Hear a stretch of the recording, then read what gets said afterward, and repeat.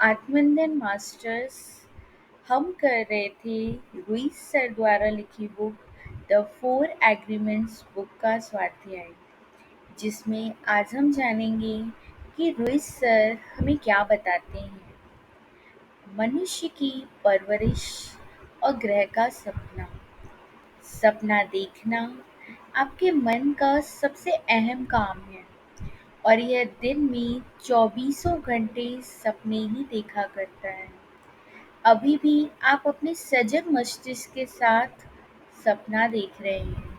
दिमाग जाग रहा हो या सोया हुआ हो, इसे हर हाल में सपने देखना आता है। जागरूक मस्तिष्क के साथ यदि आप सपना देखते हैं, तो उसका एक धातुमय ढांचा बनता है, जो हमें चीज़ों का बोध कराता है। जब हम सोने जाते हैं, तो वह केवल एक ढांचा नहीं रह जाता, बल्कि सपने में लगातार बदलता रहता है। मनुष्य निरंतर स्वप्न देखता रहता है। हमारा जन्म होने से पहले ही हमारे पूर्वजों ने अपने सपनों के जरिए एक समाज का निर्माण किया। इस समाज को हम ग्रह का सपना कह सकते हैं। ग्रह का सपना बहुत छोटे और निजी सपनों का एक सामूहिक सपना है। इस सपने से ही पहले परिवार का सपना बना, फिर समुदाय का सपना बना, उसके बाद एक नगर का सपना बना, फिर एक देश का सपना और अंततः सारी मानवता का सपना बनता है। इस ग्रह के सपने में सारे समाजों के नियम, उनकी धारणाएं, धर्म, संस्कृतियाँ, सरकारें, स्कूली घटनाएं और छुट्टियाँ, ये सभी शामिल हैं। हम सभी सपने देखने की क्षमता के साथ ही पैदा हुए हैं। हमारे आसपास के और हमसे पहले जन्म लिए हुए लोगों ने हमें सामाजिक सपना देखना सिखाया। ग्रह के इस बाहरी सपने में इतने नियम और परंपराएं हैं कि जब कोई बच्चा जन्म लेता है, तब पहली बार उस बच्चे के मन पर वे सारे संस्कार पिरोए जाते हैं। बाहरी सपना माता, पिता, स्कूल और धर्म के माध्यम से हमें सपना देखना सिखाता है। हमारे भीतर जन्म से ही किसी भी बात पर ध्यान केंद्रित करके उसका अनुभव करने की क्षमता होती है। हम एक साथ बहुत सारी चीज़ों को अनुभव के साथ समझ सकते हैं। इसी क्षमता की वजह से हम यह तय कर सकते हैं कि हमें जीवन में क्या चाहिए और क्या नहीं चाहिए। हमारे मन पर कौन से संस्कार पिरोए जाने चाहिए, यह तय करने के लिए भी एक प्रक्रिया है। हमारा ध्यान केंद्रित करने की कला या उस प्रक्रिया का एक हथियार होता है। विश्व की करोड़ों बातों में से हमें क्या चाहिए, यह इस बात पर निर्भर होता है कि हमारा ध्यान कहाँ पर केंद्रित है। हमारा ध्यान कहाँ हो। हमारे आसपास के लोगों ने अपनी मनचाही बातों की ओर हमारा ध्यान केंद्रित किया। बार-बार विभिन्न प्रकार की जानकारी देकर वे हमारा ध्यान उन्हीं बातों की ओर आकर्षित करते रहे। इस तरह हम कई सारी नई बातों को सीखते गए। बार-बार ध्यान देकर हमने इस पूरे सपने को समझ लिया। हमने यह सीखा है कि समाज में कैसे पेश आना चाहिए, किस बात पर विश्वास करना चाहिए और किस पर विश्वास नहीं करना चाहिए, कौन सी बात स्वीकृत है और किसे स्वीकृत नहीं किया जा सकता, क्या अच्छा है और क्या बुरा है, क्या सुंदर है और क्या बदसूरत है, क्या उचित और क्या अनुचित है, आदि। इन सब की परिभाषा पहले से ही बनी हुई थी। यह सारा ज्ञान, ये सभी नियम और ये समाज में कैसे पेश आएंगे, ये धारणा भी पहले से ही बना दी गई थी। स्कूल में आप अपनी नन्ही सी कुर्सी पर बैठकर अपनी टीचर की सारी बातों को ध्यान से सुनते थे। जब आप मंदिर जाते थे तो पुजारी या पंडित की बातों को गौर से सुनते थे। घर में माता-पिता और भाई-बहनों के साथ भी आपका व्यवहार ऐसा ही रहता था। वे सभी आपका ध्यान खींचने की कोशिश में थे। इन सभी का यह व्यवहार देखकर आपको भी ऐसा लगने लगा कि हमें भी दूसरों का ध्यान खींचने की कला सीखनी चाहिए और आप ऐसा करने लगते हैं।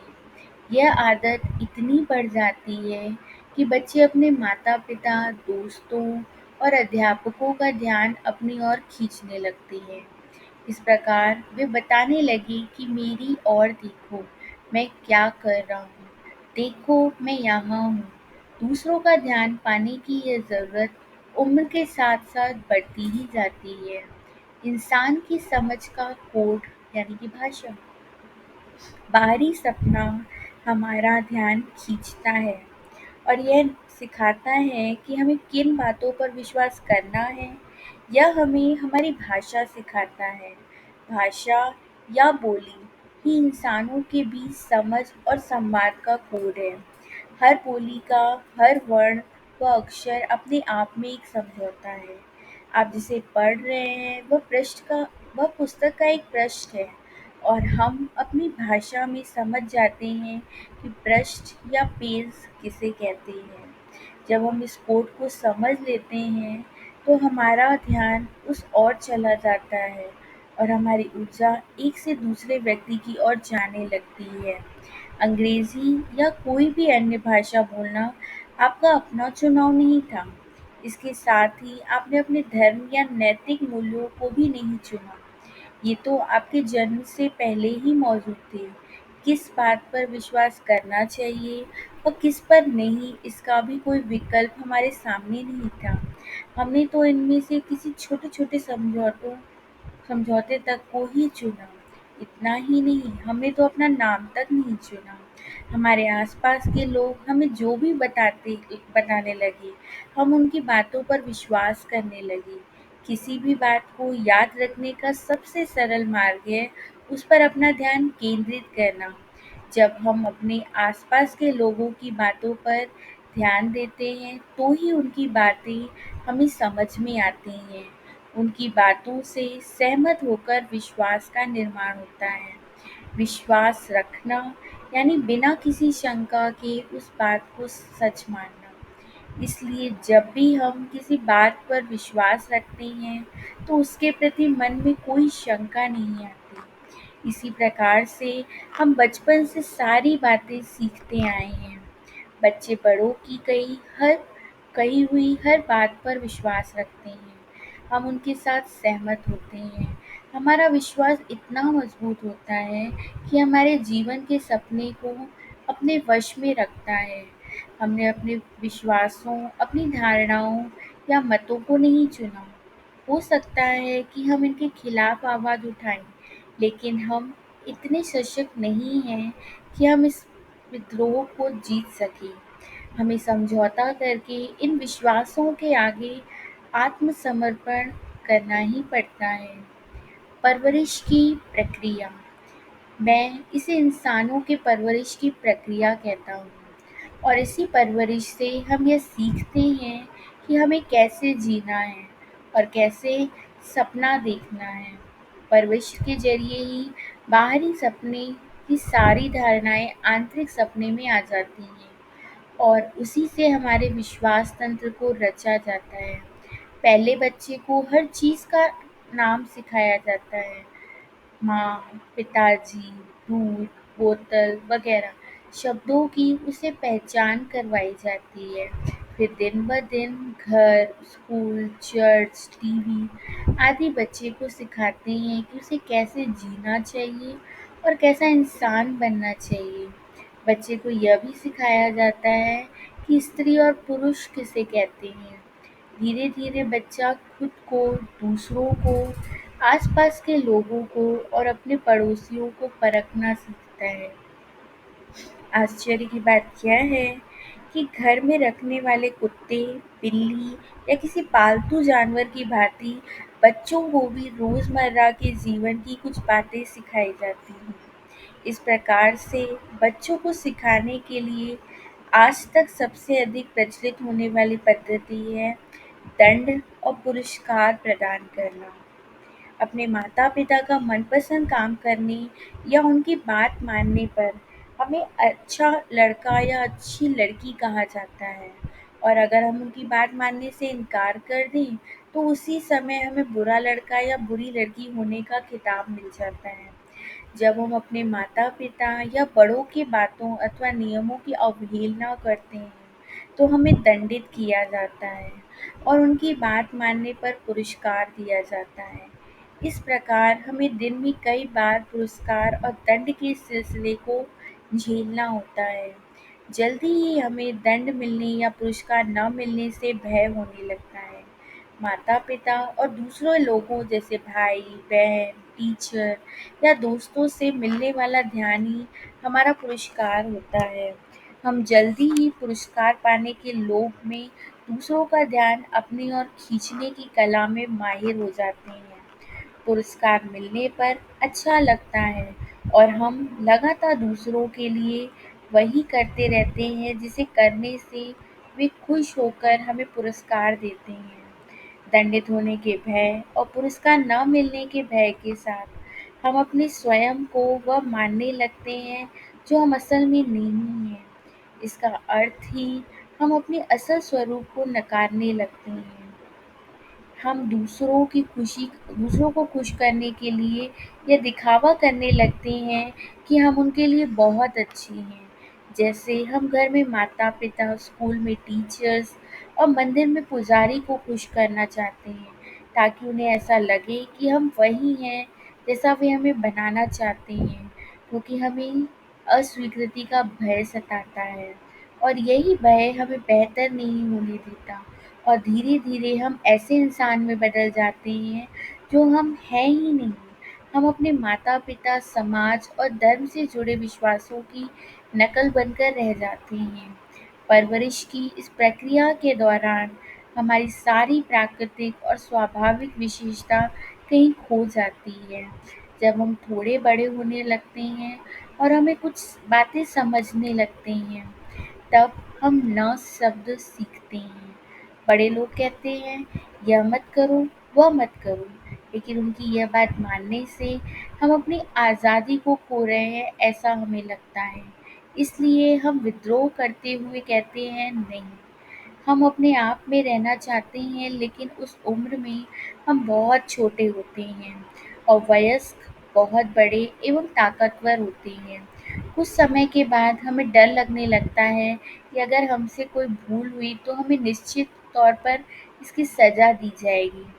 परवरिश का यह सिलसिला इतना मज़बूत होता है कि अपने जीवन में हमें अपने माता-पिता, स्कूल या समाज के परवरिश की आवश्यकता ही महसूस ही नहीं होती।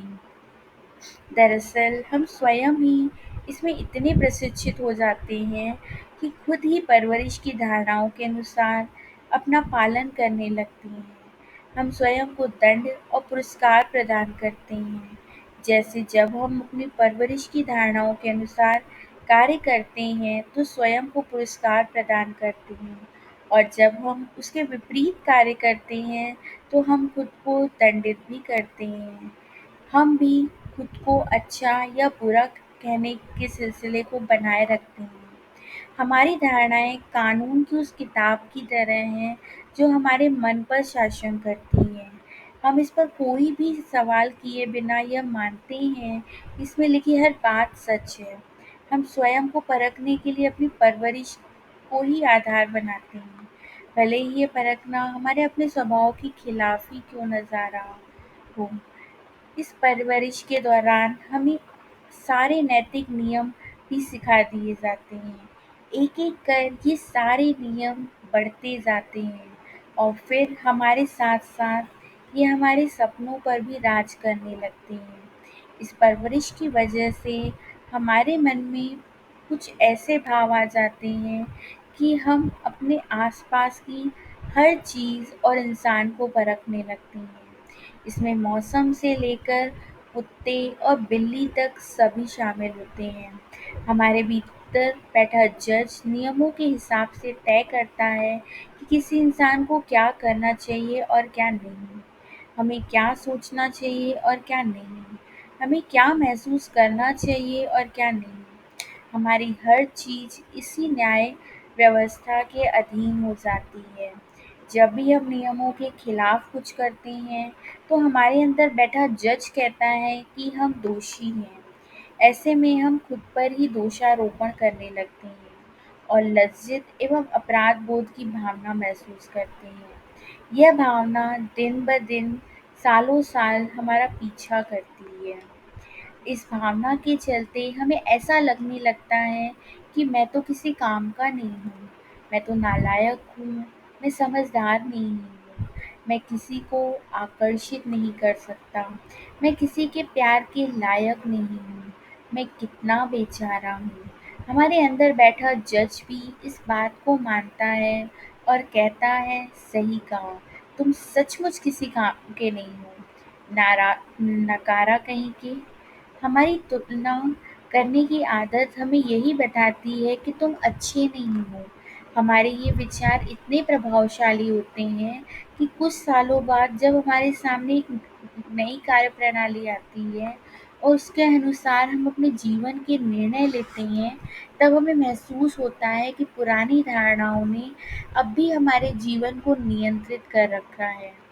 भय का निर्माण। जब कोई भी बात हमारी धारणाओं के खिलाफ होती है, तब हमारे शरीर में जो अनचाही कंपन पैदा होती है, उसे भय कहते हैं। अगर आप नियम भंग करते हैं, यानी जब आप अपनी धारणाओं के विरुद्ध कार्य करते हैं, वो आपके भीतर के भावनात्मक घाव सामने आ जाते हैं और आप प्रतिक्रिया के तौर पर भावनात्मक विष पैदा करते हैं, क्योंकि धारणाओं में बताई गई हर बात सच्ची होती है। इस बात पर आपको पूरा विश्वास होता है, इसलिए आपकी धारणा के विरुद्ध किया गया हर कार्य आपको असुरक्षित बना देता है। चाहे आपकी धारणाएँ कितनी भी गलत हों, लेकिन उसके अनुसार कार्य करने पर आप सुरक्षित महसूस करते हैं। इसलिए ये ज़रूरी है कि हमारे भीतर अपनी ही धारणाओं को चुनौती देने का साहस हो, क्योंकि भले ही हमें पता है कि इन धारणाओं को हमने स्वयं नहीं चुना है, लेकिन फिर भी हमारे भीतर उन सब को नकारने का साहस नहीं होता। यह समझौता इतना बलशाली होता है कि इस धारणा के झूठ को जानने के बाद भी हम दोष लगाने, शर्मिंदा होने और दंड पाने के सिलसिले से स्वयं को अलग नहीं कर पाते। धारणाओं के खिलाफ जाते ही हम अपने साथ ये खेल खेलने लगते हैं। एक भूल की सज़ा केवल एक बार। जिस तरह सरकार के पास समाज के सपने को चलाने के लिए एक नियमावली होती है, उसी तरह हमारी धारणाओं के पास भी नियमों की ऐसी ही एक पुस्तक होती है, जो हमारे निजी सपने को अपने वश में रखती है। हमारे निजी सपनों की धारणाएँ यानी नियम हमारे मन में बसे हैं। हम इन पर भरोसा करते हैं और इनके आधार पर ही हर चीज़ को परखते हैं। हमारे अंदर बैठा यह जज ही तय करता है कि किसे सज़ा देनी है और किसे पुरस्कार। पर कौन कहता है कि सपने में न्याय होता है? सच्चा न्याय वही है जिसमें हर भूल के लिए केवल एक बार भुगतान करना हो। लेकिन जब आपको हर भूल के लिए बार-बार भुगतान करना पड़े, तो यह न्याय नहीं, अन्याय है। हम एक ही भूल के लिए कितनी बार भुगतान करते हैं? इसका जवाब है हज़ारों बार। हर किसी के साथ ऐसा हज़ारों बार होता है। इंसान ही धरती पर ऐसा जीव है जो एक ही भूल के लिए बार-बार सज़ा पाता है। बाकी जीवों के साथ ऐसा नहीं होता, केवल हमारे साथ ही ऐसा होता है। हमारी स्मरण शक्ति बहुत तेज़ है। हम एक बार भूल करते हैं, स्वयं को परखते हैं और खुद को दोषी पाने पर सज़ा भी देते हैं।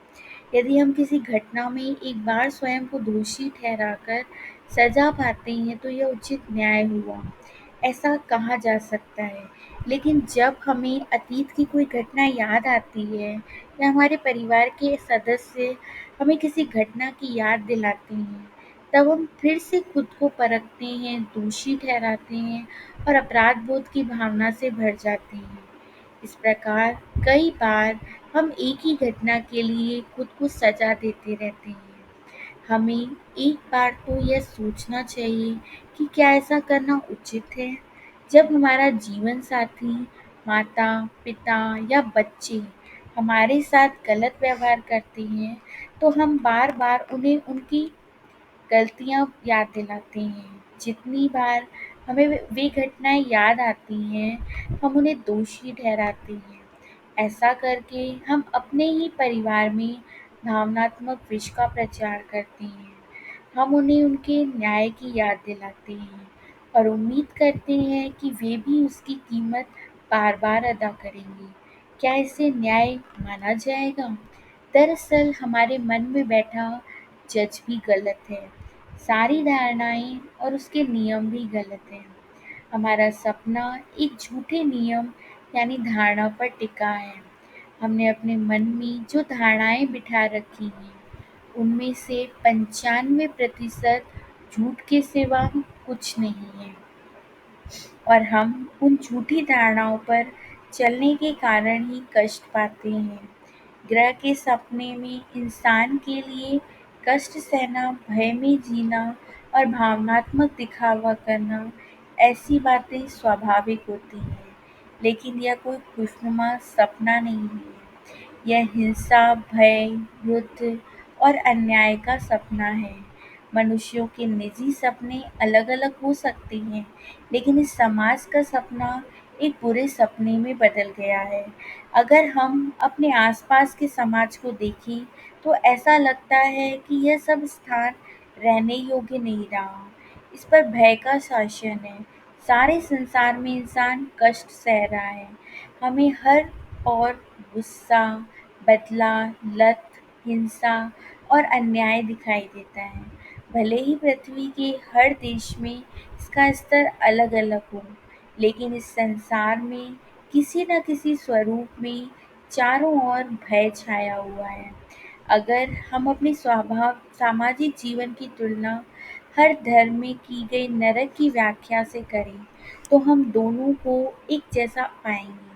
सारे धर्म ये कहते हैं कि नरक भय, कष्ट, दुख, पीड़ा और संघर्ष का स्थान है, जहाँ आपको आग में जलाया जाता है।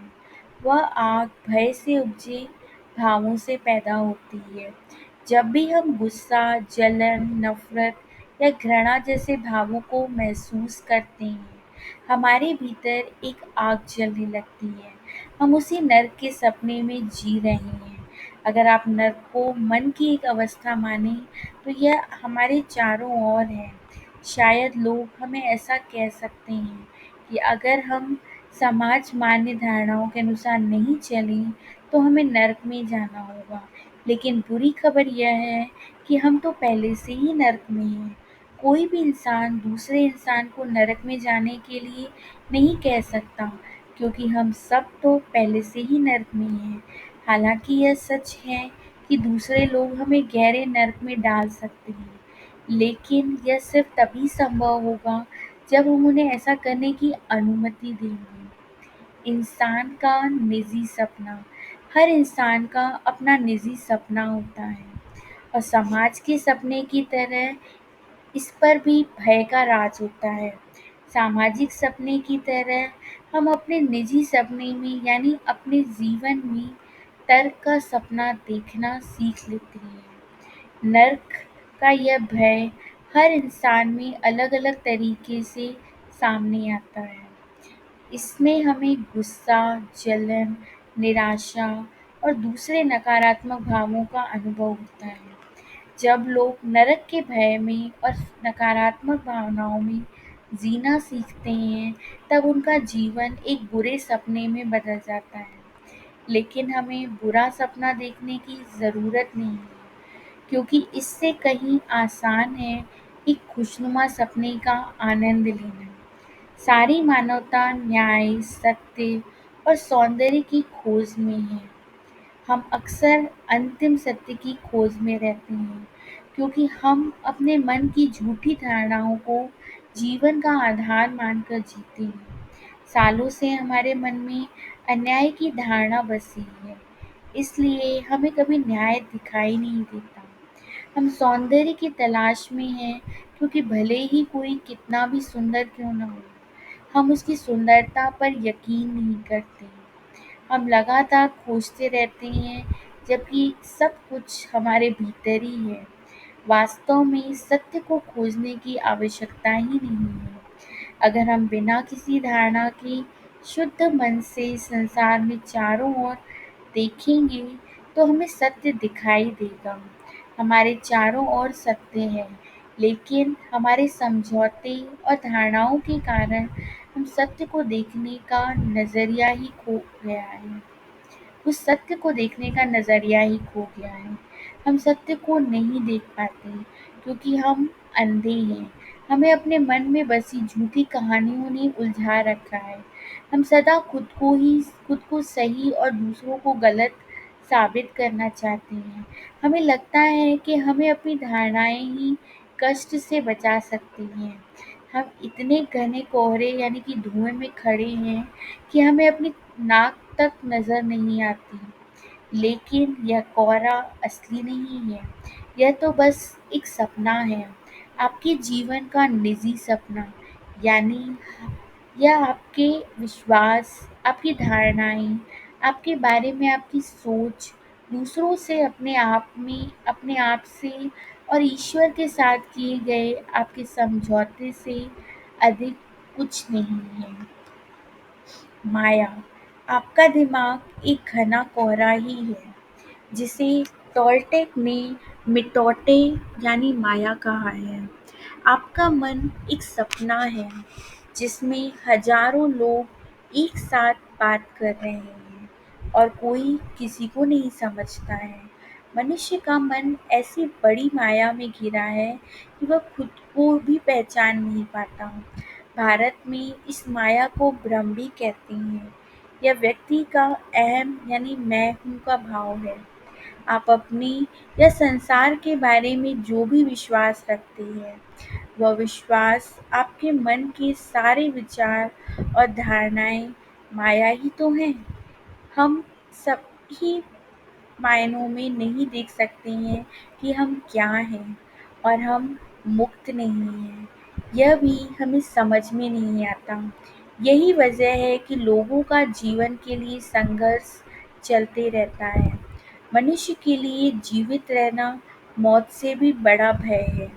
इसके अलावा खुद को सही मायनों में प्रकट करना और अपने वास्तविक रूप में रहना भी मनुष्य का सबसे बड़ा भय है। हमने अपने जीवन को दूसरों की मांगों और दूसरों के नज़रिए के अनुसार जीना सीख लिया है। अगर हम ऐसा नहीं करते तो हमें समाज में स्वीकार नहीं किया जाएगा और हम किसी के योग्य नहीं रहेंगे। यह भय हमें सताता रहता है। अपने परवरिश के समय हम लोगों को खुश रखना सीखते हैं। हमसे प्रेम करने वाले अपने माता-पिता, भाई-बहन और टीचर्स को हमेशा खुश रखने का हम भरपूर प्रयास करते हैं। इसके लिए हम अपने सामने एक आदर्श इंसान की छवि तैयार करते हैं, लेकिन हम उन आदर्श के अनुसार अपना जीवन नहीं जीते हैं। अपने प्रियजनों के लिए अच्छा बनने के चक्कर में हम अपनी जो छवि बना लेते हैं वह झूठी धारणाओं पर आधारित होती है। इसलिए उस छवि के अनुसार आदर्श बनना उचित नहीं है।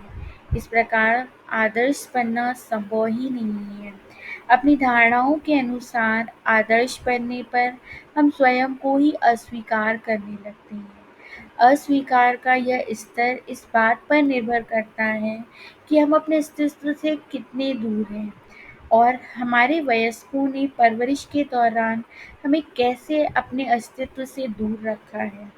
परवरिश के बाद एक ऐसा समय आता है कि हम स्वयं को ही संतुष्ट नहीं कर पाते। हम खुद की नज़रों में ही आदर्श नहीं बन पाते। अपनी कल्पना में हम खुद को जैसा मिस्टर परफेक्ट समझते हैं, वैसा हम वास्तव में नहीं बन पाते। इसलिए हम निराश हो जाते हैं और खुद को माफ़ भी नहीं कर पाते। हम खुद को छिपाना चाहते हैं और जो हम वास्तव में नहीं हैं, वही होने का दिखावा करते हैं। हमारी असलियत लोगों को पता न चले, इसलिए हम सामाजिक मुखौटा लगाकर जीवन जीते हैं। हम वास्तव में जो हैं और लोगों के सामने अलग दिखाने का प्रयास कर रहे हैं। इस तरह हम हमेशा दोहरा जीवन जीते हैं। अपनी तरह हम दूसरों को भी आदर्श इंसान की छवि के अनुसार परखते हैं, इसलिए वे कभी हमारी अपेक्षा पर खरे नहीं उतरते। समाज में लोग हमें स्वीकार करें, इसके लिए हम किसी भी हद तक जाने के लिए तैयार हो जाते हैं। यहाँ तक कि हम अपने शरीर को भी चोट पहुँचाते हैं।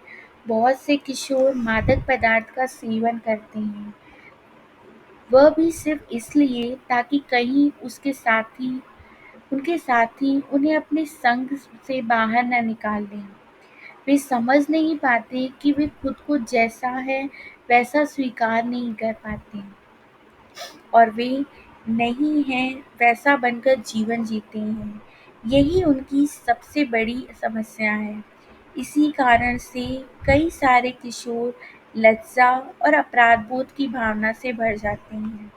अक्सर ऐसे किशोर जीवन भर दूसरों के दृष्टिकोण के अनुसार ही खुद को सही साबित करना चाहते हैं।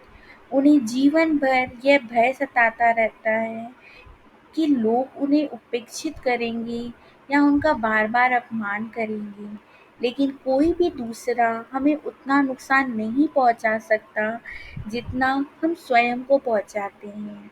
यह सच है कि लोगों को उनके पति, पत्नी या सास आदि से कष्ट सहना पड़ता है, पर यह भी सच है कि खुद को सबसे ज़्यादा कष्ट हम खुद ही देते हैं। हम खुद को बहुत गलत तरीके से परखते हैं। अगर दूसरों के सामने भूल हो तो उसे हम तुरंत स्वीकार नहीं करते, पर अकेले में उसी भूल पर दुखी होते हैं। खुद को दोषी और मूर्ख मानकर बार-बार दंडित करते हैं। आपको अपने पूरे जीवन में किसी दूसरे ने इतना नहीं कोसा होगा जितना आप स्वयं को कोसते हैं। आप किसी दूसरे के हाथों उपेक्षित होने पर सहन शक्ति की जो सीमा रखते हैं, आत्मनिंदा में भी आपकी वही सीमा होती है। अगर कोई आपको आपसे ज़्यादा सताता है, तो आप उससे दूर हो जाते हैं, पर उसकी मात्रा अगर आपकी सहन शक्ति की मात्रा से कम हो, तो आप उसे सहते हुए अपने रिश्ते को बनाए रख सकते हैं। अगर आप खुद के साथ बुरी तरह पेश आते हैं, तो आप ऐसे इंसान को भी सह सकते हैं, जो आपको धूल के बराबर माने, आपकी निंदा करे, आपको बार-बार अपमानित करे या आप पर हाथ तक उठा दे, क्योंकि आपके भीतर की धारणा यही कहती है कि आप इसी लायक हैं। वह इंसान आपके साथ बुरा करके कुछ गलत नहीं कर रहा। आप उसके प्यार, सम्मान और आदर के लायक नहीं हैं। हम अक्सर दूसरों से प्रेम और मान पाना चाहते हैं, पर खुद को प्रेम और मान देना नहीं सीख पाते। हम स्वयं को जितना प्रेम करेंगे, दूसरों के हाथों उतना ही कम उपेक्षित होंगे। लेकिन हमारे मन में यह धारणा बैठ गई है कि हम खुद को जैसा है वैसा स्वीकार करेंगे तो शायद दूसरे लोग हमें अस्वीकार कर देंगे। इसलिए हम बार-बार अपने असली अस्तित्व को ही अस्वीकार करते रहते हैं। यदि हम अपने आप से सच्चा प्रेम करते हैं, तो हम खुद को जैसा है वैसा स्वीकार कर पाते हैं और दूसरों का भी वे जैसे हैं वैसा स्वीकार कर पाते हैं। एक नए सपने की ओर। आपने खुद से, दूसरे लोगों से, अपने जीवन के सपने से, ईश्वर से, समाज से, आपके माता-पिता, जीवन साथी व बच्चों के साथ बहुत छोटी-छोटी धारणाएँ बनाकर रखी हैं। लेकिन सबसे बड़ी और अहम धारणा वही है जो आपने स्वयं के बारे में कर रखी है। इन धारणाओं के ज़रिए आप खुद को बताते हैं कि आप कौन हैं, कैसा महसूस करते हैं, किस चीज़ पर विश्वास करते हैं और आपको कैसे पेश आना चाहिए। नतीजतन यही आपका व्यक्तित्व होता है। अपनी धारणाओं के अनुसार आप कहते हैं, मैं यही हूँ, यही मेरा भरोसा है। मैं कुछ चीज़ें कर सकता हूँ और कुछ चीज़ें नहीं कर सकता। यह एक सच्चाई है, वह एक कल्पना है, यह संभव है और वह असंभव है। हालांकि कभी भी कोई एक धारणा समस्या नहीं बनती, लेकिन जब ऐसी बहुत सारी धारणाएं बन जाती हैं, तो वे हमारे लिए समस्या की जड़ बन जाती हैं। इन्हीं की वजह से हम जीवन में आगे नहीं जा पाते। अगर आप आनंद से भरपूर और बेहतर जीवन जीना चाहते हैं, तो आपको अपनी उन धारणाओं को तोड़ने का साहस करना होगा जो भय पर टिकी हुई हैं। ये धारणाएँ आपकी निजी शक्ति सोख लेती हैं, जबकि जो धारणाएँ प्रेम से उपजी हैं, वे हमें अपनी ऊर्जा का संरक्षण करने और अतिरिक्त ऊर्जा हासिल करने में मदद करती हैं। हम सब अपनी एक निजी शक्ति के साथ पैदा हुए हैं। हर दिन सुबह जब हम नींद से जागते हैं, तब हम उसी शक्ति से भर जाते हैं और तरोताज़ा महसूस करते हैं। बदकिस्मती से हम अपनी सारी शक्ति अपनी धारणाओं को बनाने और फिर उन्हें बचा कर रखने में ही खर्च कर देते हैं। समाज के सपनों की ये धारणाएँ पूरी करने के लिए हम इतनी हद तक अपनी शक्ति का इस्तेमाल करते हैं कि फिर हमारे पास रोज़मर्रा के लिए भी पर्याप्त शक्ति नहीं बचती। अब आप समझ सकते हैं कि ऐसे में जब हमारे पास एक छोटी-सी धारणा को बदलने की भी शक्ति नहीं बचती, तो हम अपने जीवन के सपने को कैसे बदल सकते हैं? हमारे जीवन की जो धारणाएँ चलाती हैं, अगर वे हमें पसंद ना हों, तो हमें उन्हें बदल देना चाहिए। जब हम अंततः इन समझौतों यानी धारणाओं को बदलने के लिए तैयार होते हैं, तो 4 ऐसे एग्रीमेंट इकरारनामा यानी समझौते हैं जो अपने पूरे बल के साथ उन छोटे समझौतों को तोड़ने में मदद करेंगे, जो हमारे भय से उपजे हैं और हमारी ऊर्जा को सोख लेते हैं। जब भी आप किसी धारणा को तोड़ते हैं, तो उसे बनाने में लगी सारी ऊर्जा आपके पास लौट आती है। अगर आप इन नए 4 समझौतों को अपनाते हैं, तो वे आपके लिए इतनी निजी शक्ति पैदा कर देंगे, जिससे आप अपनी पुरानी सारी धारणाओं को मिटा पाएँगे। इन 4 समझौतों को अपनाने के लिए आपको एक मजबूत संकल्प शक्ति चाहिए, पर यदि आप इन समझौतों के साथ अपने जीवन को जी सकते हैं, तो आपके जीवन में अद्भुत परिवर्तन होगा। आपके जीवन से नरक की भावना हमेशा के लिए समाप्त हो जाएगी। आप नरक के सपने में जीने की बजाय आप अपना खुद का स्वर्ग का सपना जीने लगेंगे। Thank you friends.